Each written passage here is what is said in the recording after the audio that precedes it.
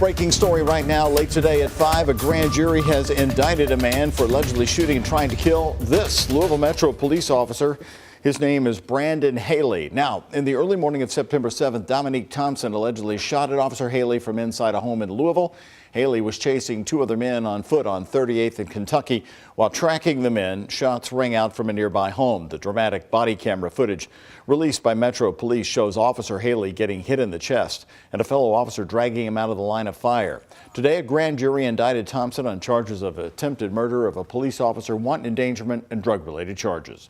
As for the two men Haley was chasing that night, the grand jury also indicted Jaquan Ransom for possession of a gun by a felon and resisting arrest, and indicted Jamon Groves with the same gun charge and trespassing. Happening this afternoon, Louisville police are investigating a deadly shooting that happened in the Algonquin neighborhood. They've been on the scene for a while. It happened around 1:30 this afternoon at 11th and Hill Streets. When officers arrived on the scene, they found a man who was shot and killed. Right now, they have no suspects. The homicide unit is canvassing the neighborhood there, but police don't think there's an active threat to the community. If you have any information that can help detectives, the anonymous tip line is 574-LMPD. Take a look right here on your screen. The man you are looking at right now is Lamar Jones, and Metro Police put this photo out today. They say he's a wanted murder suspect, and they're actively searching for him. Louisville police say he's armed and dangerous and is accused of shooting a man on August 15th of this year. LMPD says he's wanted for murder and possession of a handgun by a convicted felon. They say if you see him, do not approach him. Just call 911 immediately and report his whereabouts.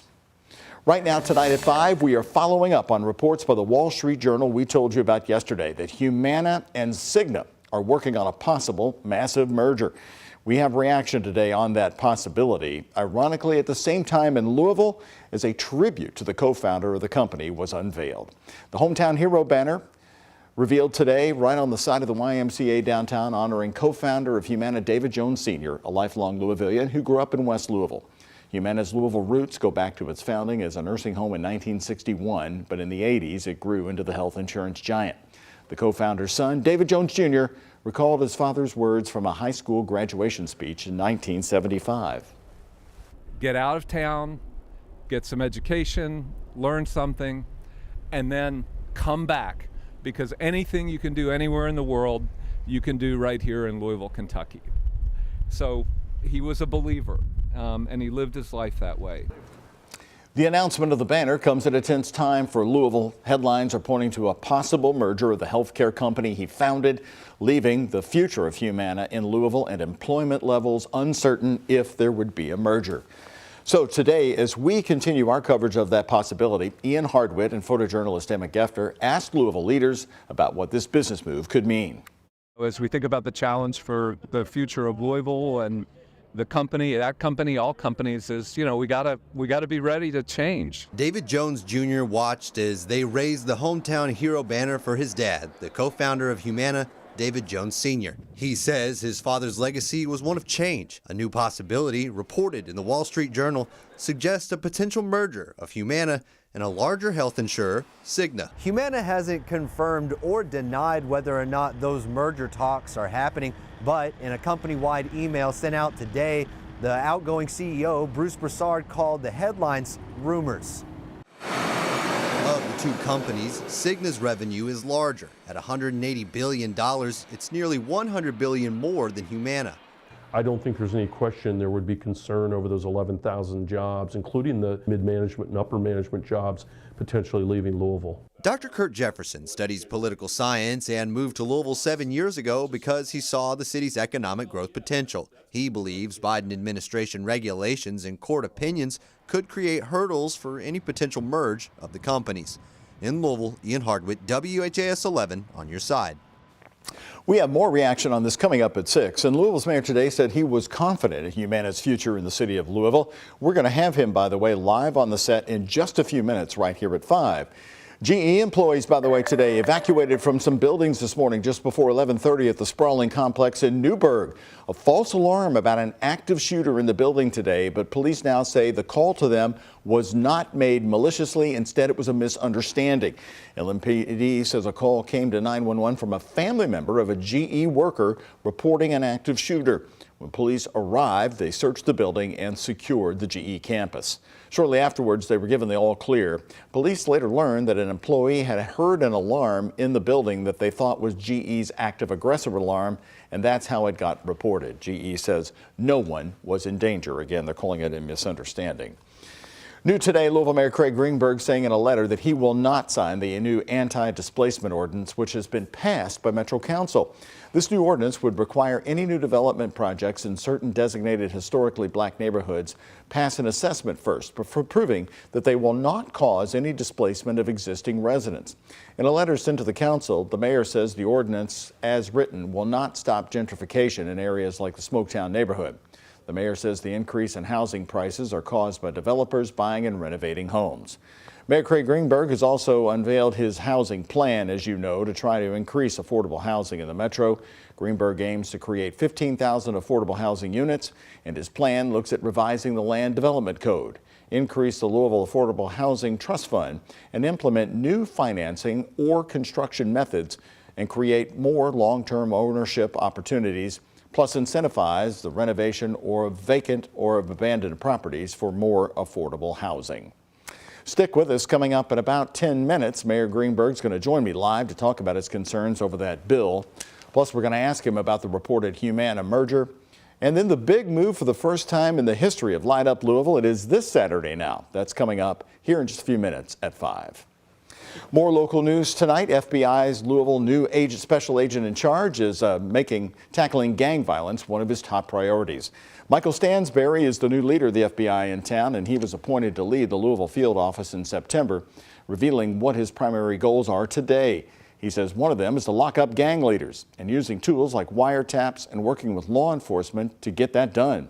Louisville's mayor has said gang violence is the cause of around 30% of the metro's homicides. We asked Stansberry how that compares to other areas he's worked in.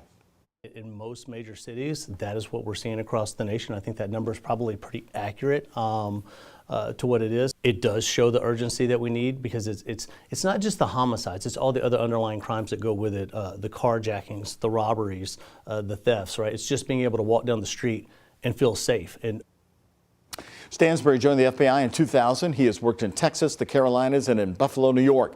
He says his priorities also include attacking cybercrime, elder fraud, working to improve civil rights education among local law enforcement agencies. Some residents in court in Indiana are slowly getting their water restored this afternoon due to that massive water main break we've been telling you about this week. The court in Town Hall posted the information on Facebook. The crews worked all night long and have service restored to everybody except those in Settlers Trace. Officials say materials are being delivered to residents at 1 p.m. Bottled water is expected to be available for pickup today at the Harrison Township Fire Department. A boil water advisory is still in place and will be lifted once bacteria samples have been collected for 48 hours and test negative. Authorities say there's no known contamination, and they hope to have that boil water advisory in court and lifted by Saturday. We have that warm up that we've been telling you about. Really nice and toasty today, just over 60 degrees. How about that, Colleen? I loved it. I mean, I took my dog to the park. We enjoyed the sunshine. It was a bit windy out there, though, Doug. I'm sure your dog loved every minute of that walk. Yes, he did. And not going to have a good walk tomorrow, because that is when we're tracking this big bulk of rain that's heading our way off from the west. That's going to pick up right around midnight tonight through 10 o'clock tomorrow morning. Here's that live look at the radar at 5:08 p.m. right now. If you're heading out for an hour or two, it's still going to be nice and dry. It's not until the overnight hours where we are expecting that rain to really start to pick up. So rain chances hour by hour. By 7 p.m., still mostly dry. Probably going to see those cloudy skies, around a 20% chance around 10 o'clock. And then we are going to spike up to 100% overnight tonight, really 3 a.m. till 8 a.m. tomorrow morning. That is going to be the peak. Temperatures will be hovering around the 40s. We saw some sunshine. Now we're seeing some overcast, mostly cloudy skies around downtown right now, clocking in 61 degrees. Sustained winds around 15 miles per hour. That means we are gusting up to 25, 30 throughout the afternoon. So it is a bit breezy out there. 61 here in Louisville, 55 in Shepherdsville. Some nice comfortable temperatures are in store. So that rain will pick up around midnight to 10 o'clock tomorrow morning. I will tell you when that rain will exit, just in time for your weekend here coming up shortly. Doug? All right, big local news here today. Racing Louisville FC has a new head coach. and the club didn't have to look far to find her. Our sports reporter Mason Horodisky is joining me here live at 5. The NWSL club introduced the new coach, Bev Yanez, today. Yeah, Mason? that's right. It's a new era for Racing Louisville FC as the 35-year-old Bev Yanez becomes the 3rd head coach in the young club's history. Yanez, who was an assistant just a season prior, and before that was a player in the early years of the National Women's Soccer League. Now she takes the reins in Louisville and will have a chance to not only stay here, but get her first shot as a head coach. To her, it's a dream come true.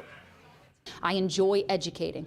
I enjoy teaching the game. I got to see that as a player, and I continue to pursue it in that sense. And I'm grateful to say I got to do 2 things I'm incredibly passionate about. I think people go their lifetimes looking for doing what they love for a living. I did that as a player, and I walked away, and now I'm finding something I'm even more passionate about as a coach. And I get to tell my kids that I got to do 2 things that I love for a living, which is an incredible honor. Yanez takes over a club that in all 3 years of its existence in the NWSL has finished in 9th place, with Racing on the brink of making the playoffs this past year and the postseason now expanding to 8 teams. She hopes to get Racing over that hump by moving just 1 spot over on the bench. We'll have more from Yanez coming up later on in sports at 6. But Doug, not the only notable head coaching hire in our area today now, is it? You are right, Mason. Hoosiers, you've got a new football coach. Indiana finalizing a deal to hire Kurt Cignetti as their new football coach to lead the Hoosiers in Bloomington. The 62-year-old has spent the past 5 seasons at James Madison. His team went 52-9 and won 3 conference titles and led number 24 James Madison to a Sun Belt East Division title this season.